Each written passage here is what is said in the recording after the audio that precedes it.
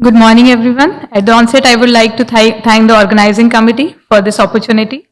Without further ado, uh, the first discussion is about HER2 low and HER2 ultra low status determination in tumors of patients with Destiny Breast 06 patients, basically. So we all know the ASCO CAP guidelines where HER2 2 plus is weak to moderate, complete membrane staining of more than 10% tumor cell. 1 plus is where there is faint and incomplete staining but more than 10% tumor cell. So these two are clearly HER2 low, that is HER2 2 plus FISH negative and HER2 1 plus. For IHC 0, the cells that have faint and incomplete membrane staining of less than 10% tumor cells, they were taken as HER2 ultra low, while which showed absent membrane staining, they were HER2 0. So of all the patients, 2,311 patients screened, 1,999 were able to submit tumor samples, and these samples were sent for central testing, and pathway Ventana HER2 4B5 assay as well as FISH was conducted, and 114 samples were not evaluable. The samples of the evaluable 1856 samples, 240 samples were neither low nor ultra low. The remaining 1616 samples, they were determined as low and ultra low. They were then randomized for the Destiny Breast 06 study. So the primary tumor samples were also taken, regional lymph node sample or confirmed metastatic site. The samples were taken from all these locations. Samples that were not evaluable for FISH were excluded, and HER2 status was determined on the most recent evaluable sample. Local test results, they were not used for selection or stratification. They were only used for inclusion in the study. A HER2 negative status was required, so only for that use local tests were taken up. So the tumor sample characteristics we can see, they were primary as well as metastatic location, mostly from the metastatic location. So central HER2 IHC score prevalence were consistent across the key variables, including the sample type, made biopsy or resection, sample age, primary or metastatic sample site, or the region. So this is an important slide where we discuss the concordance between central and local results.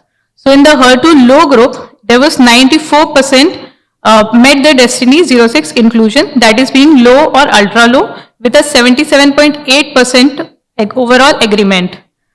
And HER2 0, they were tested again. Agreement was not calculated in this subset because HER2 ultra low is a completely new entity. So of these, 35% IHC was 0 or absent membrane was found, and 40% HER2 ultra low and 24% HER2 low. So PFS was seen. The patients were found to benefit as per the sample characteristic and IHC score also, irrespective of primary location or metastatic site, biopsy specimen or excision specimen. The only we see IHC 0 crossing the line, that is probably because sample was small in this subgroup. So the conclusions by the author is that patients with HR positive, HER2 low and ultra low, they derive clinically meaningful benefit from TDXT. Patients are likely to benefit from TDXT. They can be identified regardless of sample type or location.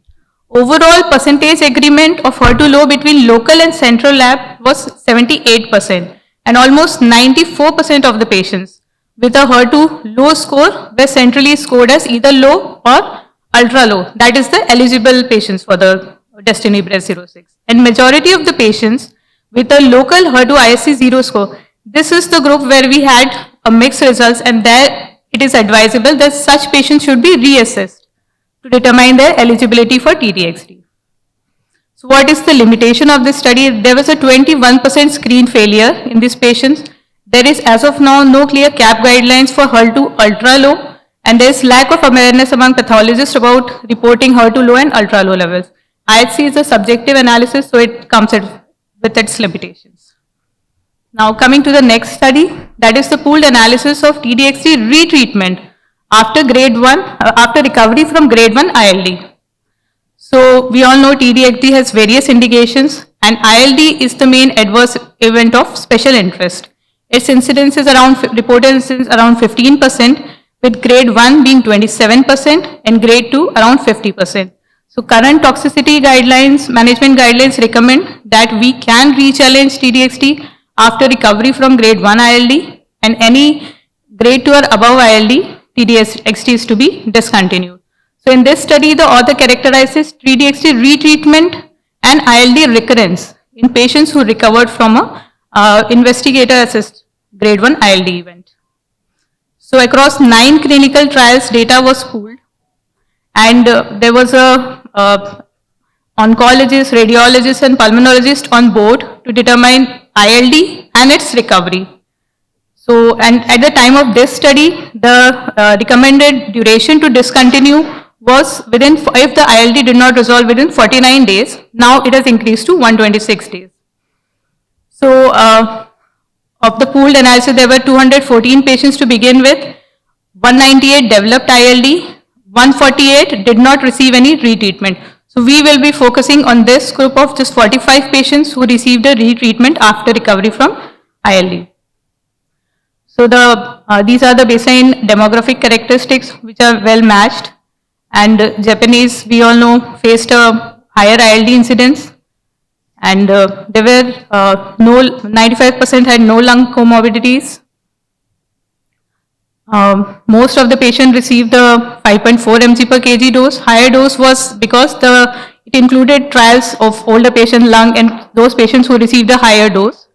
And most of the patients had more than 95% patient had more than 95% SpO2 at baseline. Normal renal function or mild impairment were in majority.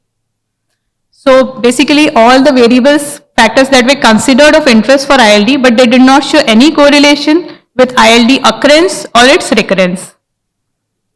So of these 45 patients who were retreated with TDXT, around 69 patients could be retreated without any dose reduction.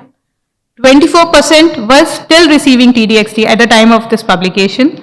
Progressive disease was the main cause for treatment discontinuation. That was in 33.3% patient. 20% patient discontinued due to a recurrent ILD. And of the patients who were retreated, 33% were treated for more than 6 months and 17.8% for more than 12 months. So the characteristic outcome of the recurrent ILD, the ILD2. So what was seen that 33 patients who were retreated experienced a second ILD, and the median time for the development of this second ILD was 64 days. There were no fatal events. And 6 out of 8 patients who were treated with steroids for ILD2 recovered or recovered with sequelae. So to conclude, 23% of patients with first grade 1 ILD were retreated. Of these, 69% were retreated without any dose reduction. 17.8% received retreatment for more than a year.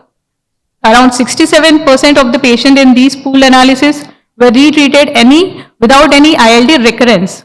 All the recurrence were low grade. It is the timely monitoring and management that is critical for patients' recovery.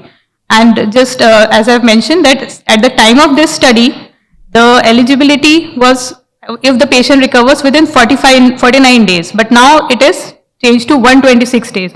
So now in the real world, this study can be carried out again and more patients can be included in this study. So a better data can be identified. So what is the limitation? Was that asymptomatic ILD was considered grade 1 if steroid was administered. And there is no clear number of how many patients fell in this subgroup. There is no clear reason why some patients face such severe ILD. Maybe there is a DPD or DYPD, some mutation that is yet to be identified. So there is no clear stratification who can be re-challenged.